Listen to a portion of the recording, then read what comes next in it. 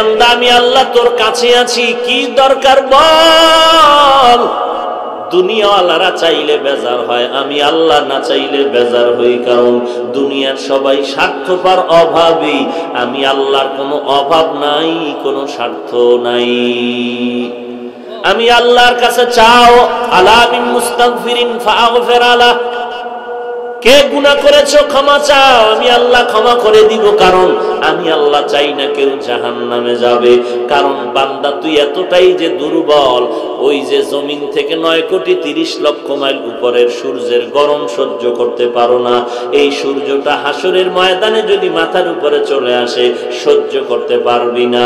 আমি আল্লাহর কাছে তওবা কর, দরজাটা খুলে রাখছি। কুল ইয়া ইবাদিয়াল্লাযীনা আসরাফু আলা আনফুসিহিম লা তাকনাতু মির রাহমাতিল্লাহ। আমার রহমতের বিস্তারিত জায়গা, বিশাল চাদর বিছায় দিলাম। কত বড় বড় বড় বড় বেঈমানকেও আমি আল্লাহ মাফ করেছি। ওরে বান্দা, তোরা তো আখিরি নবীর উম্মত, ওই নবীর মোহাব্বতে আমি আল্লাহর কাছে ক্ষমা চাইলে আমি ক্ষমা করে দিব। ও আল্লাহ, আমার মতো গুনাহগার কেউ নাই, নিজেকে ছোট মনে করো। এরে আল্লাহর বান্দা, দুনিয়ার ভিক্ষুকেরা মানুষের দ্বারে দ্বারে ঘুরে আর ভিক্ষা করে। অনেক ভিক্ষুক চালাকি করে বলে মা থাকলেও বলে আমার মা নাই, বাবা থাকলেও বলে বাবা নাই, বাড়ি থাকলেও বলে বাড়ি নাই। একজনে ধরিয়াই কয় তোর মা বাপ আছে, আমি জানি তুই নাই নাই কেন বললি। ভিক্ষুক বলে ভাই কথাটা ফ্লাশ করো না, কারণ আমি জানি মালিকের দরওয়াজায় দাঁড়াইয়া নাই নাই নাই যত বেশি বলা যাবে মালিকের দিলটা নরম হবে। আল্লাহ বলেন, ও দুনিয়ার মানুষ, আজকে তোরে বাড়ির মালিক, গাড়ির মালিক, সন্তানের মালিক বানায় দিলাম। আসলে এগুলো কিচ্ছু তোরে স্থায়ী না। আমি মাওলার দরবারে যদি বিনয়ের সাথে বলো, আল্লাহ আমার বাড়ি, আমার ঘর, আমার টাকা, আমার ছেলে, আমার মেয়ে, আমার গাড়ি, আমার সব আসলে আমার কিছুই না। আমার টাকা নাই, বাড়ি নাই, ঘর নাই, এমনকি আমার মরণের পরে কবরের জায়গাটাও আমার না। আমার বাড়ি বাড়ি যা বললাম, আমার মরণের পরে আমার গায়ের জামাটা ছেলে খুলে রাখবে, বেলেট দিয়া কেটে রাখবে, বৃষ্টির মাঝে আমার লাশটা বারাস্তায় ফালায় রাখবে, দরজা আটকায় রাখবে, বাঁশবাগানে আমার লাশটা ফেলে দিবে। একদিন দুদিন কান্নার পরে আর খবর নিবে না, বরং মরণের পরে জানাজার আগেই মনের মধ্যে জায়গা বাড়িঘর ভাগ করার পরিকল্পনা শুরু হয়ে যাবে। ওই কবরে আমাকে একা ফালায় রাখবে, 3টা সাদা কাপড়ের আমাকে বাসিন্দা বানায়, আর কেউ কবরে খবর নিবে না। আল্লাহর নবী বলেন, ওই কবরে খবর নেওয়ার জন্য 4টা বন্ধু তুমি সঙ্গে নিতে পারো। ক্বালান নবিয়্যু সাল্লাল্লাহু আলাইহি ওয়া আলিহি ওয়াসাল্লাম, إذا وزع الميت في قبره جاء القرآن عند رأسي والصلاة عن يميني والصيام عن شمالي وسائر الحسنات عند رجلي।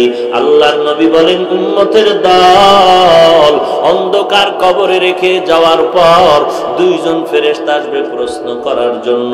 মাথার কিনারায় যখন আসবে, 4টা বন্ধু চারদিক দিয়া দাঁড়ায় যাবে আর বলবে প্রশ্ন করার জন্য ফেরেশতারা আসবি না, আরামে ঘুমাইছে, বান্দাকে আরামে ঘুমাইতে দাও, দুনিয়াতে ঘুমাইতে পারে নাই। মাথার কিনারার থেকে বলবে, কে আমাদের নিষেধ করলা? জবাব দিয়া বলবে আমি হলাম এই মাইয়েতের বন্ধু কোরআনুল কারীম।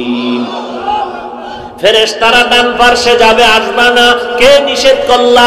বলবে আমি তার আপন বন্ধু নামাজ।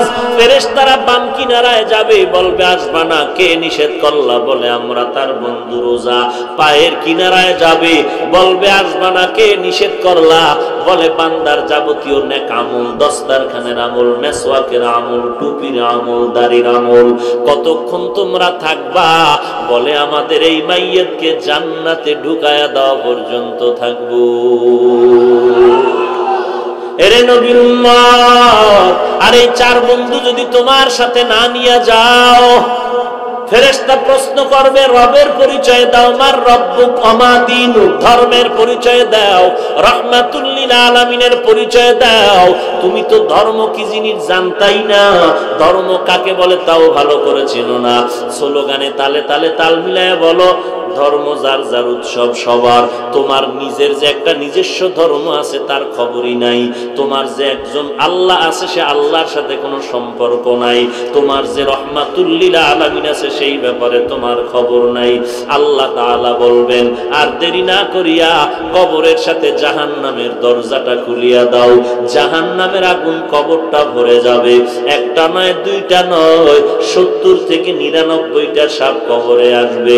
এরে নবীর উম্মতের দল, নবী বলেন এই কবরের আযাব এমন ভাবে শুরু হয়ে যাবে, মানুষ আর জিন ছাড়া সব মাখলুকতেরা দেখবে।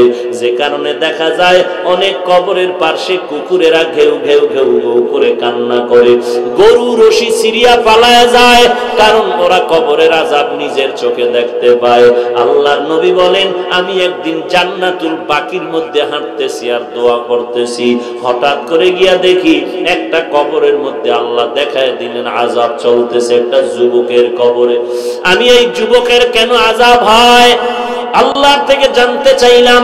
আল্লাহ বললেন, ও মায়ের সাথে বেয়াদবি করেছে। আমি নবী ঠিকানা নিয়ে আল্লাহর থেকে ওই যুবকের মা বেঁচে আছে কিনা সাহাবায়ে কেরাম দিয়ে খবর নিলাম। খবর নিয়ে দেখলাম তার মা এখনো বেঁচে আছে। আমি নবী ডাকিয়া পাঠাইলাম, ওই মহিলা খবর দিল আমি যাব না।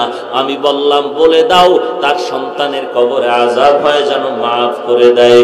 ওই মা বলে, না না, আমার সন্তানের আমি কখনো মাফ করব না। রাহমাতুল লিল আলামিন তাকে ডাকিয়া আনলেন, এরপরে বললেন, তোমার সন্তানের কবরে আযাব হয় মাফ করে দাও। বলে, না আমি মাফ করব না। নবীজি বললেন, তো আগুনে জ্বলবে, তুমি কি মেনে নাও? বলে, হ্যাঁ, আমার কোনো আফসোস নাই। কারণটা কি? বলে, আমার সন্তান একদিন ঝগড়া করে বউয়ের সাথে তর্কর কারণে বউয়ের মায়ায় পড়ে, আমি মায়ের সাথে এমন তর্ক জড়ায় দিল, একটা ইটা নিয়ে আমার মাথার উপরে আঘাত করলো, আমি জমিনের মধ্যে পড়ে গেলাম, আমার মাথার রক্ত বের হয়ে জমিন লাল হয়ে গেল, আমি এমন কান্নায় দুর্বল হয়ে গেলাম, আমার এই কষ্ট জীবনে অন্তর থেকে মুছবে না। আমার সন্তানের কোনো ক্ষতি হোক এটাও আমার জানারও দরকার নাই। নবী তো রাহমাতুল লিল আলামিন। আল্লাহর নবী বলেন সাহাবাদেরকে তাড়াতাড়ি কেরোসিন আর লাকড়িয়ানো আগুন জ্বালাইয়া উপরে উঠাইয়া সন্তানের জ্বালায় দিব। নবী যখন আগুন জ্বালায়, নবী তাকায় দেখে মহিলার চোখ থেকে পানিগুলো বের হয়ে গেল। ডাক দিয়ে কয়, ও নবী, আমার সন্তানের এই আগুনে জ্বালাইবেন না।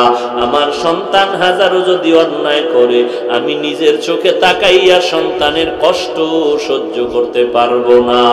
এর নবীর উম্মতের দল, আল্লাহর নবী বলেন, আল কবরু রাউযাতুম মির রিয়াজিল জান্নাহ আও হুফরাতুম মিন হুফারিন নার। এর নবীর উম্মতের দল, আল্লাহর মুহাব্বত নিয়ে তওবা করে নাও।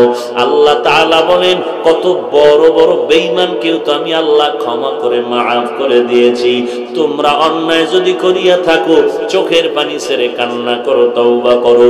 আল্লাহর নবী বলেন, গাভীর ওলান থেকে দুধ বের করে ভেতরে যেমন ঢুকানো আর সম্ভব না, যারা আল্লাহর মুহাব্বতে তওবার নিয়তে গুনার ভয়ে চোখের পানি ছেড়ে কাঁদবে, ওই বান্দাকে আর জাহান্নামে দেওয়াও সম্ভব হবে না। অতএব আল্লাহর কাছে তওবা করো, হে মালিক, এই ময়দানে কেউ আমাকে চিনে না, জানে না আমি কার সন্তান, কার ভাই। ও আল্লাহ, তুমি তো জানো এই ময়দানের মধ্যে আমার মতো গুনাহগার মনে হয় আর কেউ নাই। গুনার কারণে দেখি আমার হাত না পাক, আমার জিহ্বা না পাক, আমার অন্তর না পাক। ও আল্লাহ, এই অন্যায়গুলো যদি আমার কেউ সামনে করতো, আমি তাকে লাথি মেরে তাড়ায় দিতাম। ও দয়ার মালিক, এত বড় বড় গুনাহ করার পরে তুমি একবারও রাগ করে পানি বন্ধ করো নাই, বাতাস বন্ধ করো নাই, ও আল্লাহ তুমি সূর্যের আলো বন্ধ করো নাই। আজকে ময়দানে হাজির হয়ে গেলাম তওবার জন্য। কতবার আজান শুনলাম, মসজিদে গিয়ে নামাজ আদায় করলাম না, ঘাট তারামি করে চলে গেলাম। কত আলেম কত বুঝাইলো, তাদের সাথে আমি উল্টা পাল্টা ব্যবহার করলাম। ও আল্লাহ আজকে তওবা করতেছি, জীবন চলে গেল, গুনাহের কাছেও যাব না, নামাজ ছাড়ব না, মা বাবাকে কষ্ট দিব না। এরে যুবক আল্লাহর গোলাম, তোমার মতো যুবক আজকে তাকায় দেখো, অধিকাংশ ক্ষেত্রে যুবকের চতুর্দিকে লাশ আর লাশ, মরণের খবর। আবার তাকায় দেখো তোমার মতো যুবক স্কুল কলেজে লেখাপড়া করে, নামাজের সময় এক ওয়াক্ত নামাজ বাদ দেয় না। তোমার মতো যুবক কোটি টাকার ব্যবসা করে, এক টাকাও হারাম খায় না। তোমার মতো যুবক ড্রাইভারি করে, কৃষি কাজ করে, শ্রমিকের কাজ করে, নামাজ বাদ দেয় না। তোমার মতো যুবক র্যাব, আর্মি, পুলিশ, বিডিআরের চাকরি করে, একটু নামাজ বাদ দেয় না। তুমি কেন পারবা না রে ভাই? আল্লাহর দরবারে তওবা করে নাও, একটু কষ্ট করে নামাজ চালু করো, দেখবা এক সপ্তাহ পরে নামাজ না পড়লে মনটা খারাপ লাগবে। অভ্যাস করে নাও, না পারলে বারবার আল্লাহর কাছে তৌফিক চাও।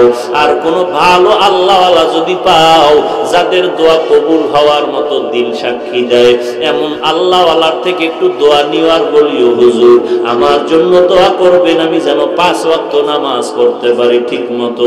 মনটা চায় পড়তে, কিন্তু মাঝে মাঝে যাই, মাঝে মাঝে যাইতে পারি না। এরে আল্লাহর বান্দা, সব লাইনে তোমার মতো নামাজি বান্দা থাকলে তুমি কেন পারবা না? আল্লাহর কাছে তৌফিক চাও, তওবা করো, আল্লাহ আর গুনাহের কাছেও যাব না, আর নামাজ ছাড়ব না, দেশ ও জাতির বিরুদ্ধে কোনো ষড়যন্ত্র করব না, আলেম ওলামাদের সাথে বেয়াদবিমূলক কোনো আচরণ করব না, বিরোধিতা করব না, গীবত শাকায়াত করব না। তওবা করার যদি খাস নিয়ত থাকে, মুনাফিকি যদি না থাকে, খাঁটি তওবার নিয়তে দুটো হাত আল্লাহকে দেখায় দাও। আয় আল্লাহ সবার হাত কবুল করে নেন, আয় আল্লাহ আমাদের তওবা কবুল করে নেন, তওবার উপরে মজবুত হয়ে চলার তৌফিক দান করেন। আয় আল্লাহ গুনাহের প্রতি ঘৃণা জমায়ে দেন, নবীর তরিকা মতে চলার তৌফিক দান করেন। আমিন। আলহামদুলিল্লাহি রাব্বিল আলামিন। والصلاة والسلام على سيد الأنبياء والمرسلين وعلى آله وأصحابه أجمعين يا أرحم الراحمين يا أرحم الراحمين يا أرحم الراحمين رب ارحمهما كما ربياني صغيرا رب ارحمهما كما ربياني صغيرا। ও দয়ার মালিক, কুদরতের নজর দিয়া দেখেন ময়দানে কত উলামায়ে কেরাম হাজির। আয় আল্লাহ কত সাদা দাড়িওয়ালা মুরব্বী হাজী সাহেবরা হাজির। আয় আল্লাহ কত চাকরিজীবী, কত ব্যবসায়ীরা আপনার দরওয়াজায় হাত তুলেছেন। কত যুবক, কত ছাত্র ভাই, ছোট ছোট বাচ্চা, মাদ্রাসার ছাত্র, পর্দার আড়ালের কত মা বোনেরা। ও আল্লাহ আমরা সবাই গুনাহগার, জাহান্নামের আসামি। আপনার দরওয়াজায় তওবার নিয়তে হাত তুলে ফেলেছি রে আল্লাহ। দয়ার নজরে আমাদের জীবনের সব গুনাহগুলো মাফ করে দেন। আয় আল্লাহ আজকের মাহফিল কবুল করে নেন। আয় আল্লাহ যারা আয়োজন করেছেন, সহযোগিতা করেছেন, কবুল করে নেন। আয় আল্লাহ নবীজির মুহাব্বতে আমাদের মোনাজাত কবুল করে নেন। মা বোনদের আবেদা পর্দানিশী বানায় দেন, ছেলে সন্তানগুলো নেককার দিনদার বানায় দেন।